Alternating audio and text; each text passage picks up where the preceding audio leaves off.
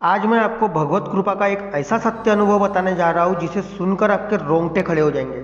Video शुरू करने से पहले सभी सेवकों से निवेदन है कि वीडियो को पूरा देखें और चैनल को प्लीज़ सब्सक्राइब करें। यह अनुभव है श्री छगन जी सावर बांधे, मुक्काम गुड़ेगांव, तालुका पवनी। इस सेवक की शादी को 15 साल हो गए थे, पर इन्हें कोई संतान नहीं हुई थी। घर पर पैसा बहुत था, पर संतान सुख नसीब में नहीं था। बहुत डॉक्टरों को दिखाया, वैद्यवानी कराई, पर फायदा कुछ नहीं हुआ। एक दिन अचानक किसी सेवक ने उनसे कहा कि आप परमात्मा एक मार्ग क्यों नहीं लेते? आपने इतने डॉक्टर्स को दिखाया, वैद्यवानी कराई, पर आपको संतान प्राप्ति नहीं हुई। आप मार्ग में आओ, मार्ग में आने से आपकी इच्छा जरूर पूरी होगी। हमारे मार्ग में सेवक जो इच्छा करता है उसकी सारी इच्छाएं पूरी होती ही है। परमात्मा एक मार्ग के बारे में श्री छगन जी को जानकारी तो थी, तो उन्होंने सोचा कि इतना सब कुछ तो कर लिया, तो क्यों ना परमात्मा एक मार्ग का स्वीकार भी करके देख ले। तो छगन जी घर गए और अपनी पत्नी को इस बारे में बताया, और दोनों ने सोच विचार करके परमात्मा एक मार्ग का स्वीकार करने का मन बना लिया। और वो दोनों पति पत्नी मार्गदर्शक जी के पास गए। उन्होंने मार्गदर्शक जी को अपनी समस्या बताई और बताया कि हम मार्ग में आना चाहते हैं, पर हमें संतान प्राप्ति होगी क्या? अगर आप यकीन से कहते हो कि हमें संतान प्राप्ति होगी तभी मैं मार्ग में आऊँगा। इस पर मार्गदर्शक जी कहते हैं कि मेरे बाबा के पास बहुत कुछ है देने के लिए, जो चाहिए वो मिलेगा, पर उसके लिए बाबा ने दिए हुए तत्व शब्द नियमों का पालन करना पड़ेगा। छगन जी बोलते हैं ठीक है, मैं तत्व शब्द नियम पर चलूँगा, पर जब तक मुझे 3 संतान प्राप्त नहीं होते तब तक मैं त्याग के कार्य नहीं लूँगा। मार्गदर्शक जी बोलते हैं ठीक है, और उन्हें मार्ग के नियम समझाकर 11 दिन के साध्य कार्य दे देते हैं। अब देखिए, साधे कार्य शुरू करते ही सेवक को योग मिल गया और 9 महीने बाद पुत्र प्राप्ति हुई। बाबा ने उस सेवक की इच्छा पूरी कर दी और उसके पूरे परिवार में खुशियाँ छा गई। आगे भी सेवक के कार्य इसी तरह से शुरू थे। इसी दौरान उन्हें दूसरी लड़की और इच्छा के अनुसार तीसरा लड़का हुआ। इस प्रकार उन्हें 3 संतान प्राप्त हुए। सेवक के मन के अनुसार उन्हें 3 संतान का सुख मिल गया। एक दिन पत्नी ने पति को याद दिलाई कि बाबा ने हमारी इच्छा पूरी कर दी, अब हमें त्याग के कार्य लेने चाहिए और दिए हुए शब्दों का पालन करना चाहिए। अब वह दोनों मार्गदर्शक जी के पास गए और उन्हें 42 दिन के त्याग के कार्य मिल गए। त्याग शुरू हुआ और 37 दिन पूरे हुए। ये 37 दिन नियमानुसार अच्छे से पूरे हुए। लेकिन अब थी इम्तिहान की घड़ी। सुनो सेवकों, त्याग के कार्य शुरू होने के कारण पति पत्नी दोनों अलग अलग कमरे में सोते थे। तो पति ने अपने रूम से पत्नी को आवाज़ लगाई और 1 गिलास पानी मांगा। तो पत्नी ने कहा कि पानी तो आपके रूम में ही रखा है। इस पर पति कहता है कि इस पानी में कीड़े गिरे हैं और मेरे लिए दूसरा पानी लेकर आओ। अब पत्नी पानी का गिलास लेकर पति के रूम में जाती है और पानी देती है। पति पानी लेता है और उसके मन में मोह माया जाग जाती है और ब्रह्मचर्य व्रत का पालन करने का नियम टूट जाता है और त्याग भंग हो जाता है। पर यह दाम्पत्य लगातार 3 दिन तक नियमों को तोड़ते हैं। 3 दिन ब्रह्मचर्य व्रत का पालन ये नहीं करते।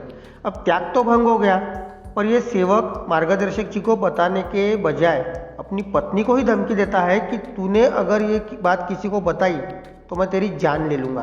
पत्नी और पति दोनों ने किसी को नहीं बताया और ऐसे ही अपना त्याग पूरा किया। उन्होंने मंडल से भी झूठ बोलकर प्रतिमा घर पर लेके आए। अब गलती तो हुई और किसी को बताई भी नहीं। आगे सुनिए सेवकों। त्याग के बाद पहला हवन शुरू हुआ और हवन में घी का दिया बुझ गया। इधर घी का दिया बुझा और उधर उस सेवक का बड़ा लड़का धप से जमीन पर गिरा।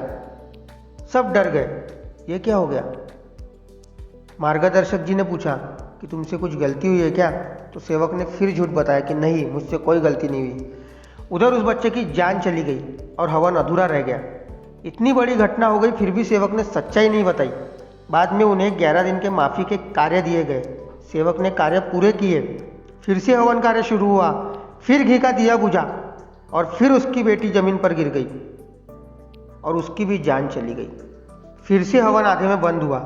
इस बार भी सेवकों ने पूछा कि छगन जी, आपसे कोई गलती तो नहीं हुई? याद कीजिए। मार्गदर्शक जी ने भी पूछा, पर छगन जी ने किसी को कुछ नहीं बताया और बोलते रहे कि नहीं, हमसे कुछ भी गलती नहीं हुई है। अब मार्गदर्शक जी को तो पता नहीं था कि इसने क्या गलती की है और उसने भी नहीं बताया।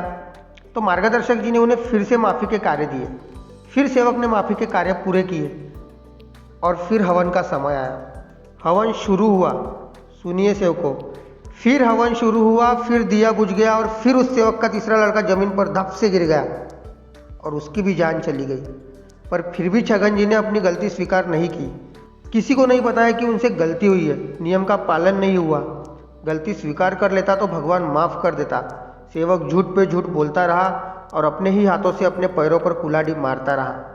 उसने ये तक नहीं सोचा कि मैं झूठ किसी इंसान से नहीं भगवान से बोल रहा हूँ, जबकि वो एक भगवान है और भगवान से कुछ छुपाया नहीं करते। वो भूल गया था कि मैं भगवान से बेईमानी करने जा रहा हूँ और इस भूल की सज़ा तो उसे मिलनी ही थी।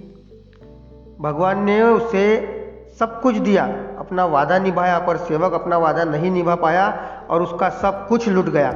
उसकी तीनों संतानें चली गई, उसकी तीनों संतानें भगवान को प्यारी हो गई, फिर भी सेवक की आंखें नहीं खुली। उल्टा वो अपना आपा खोकर भगवान को ही दोष देने लगा।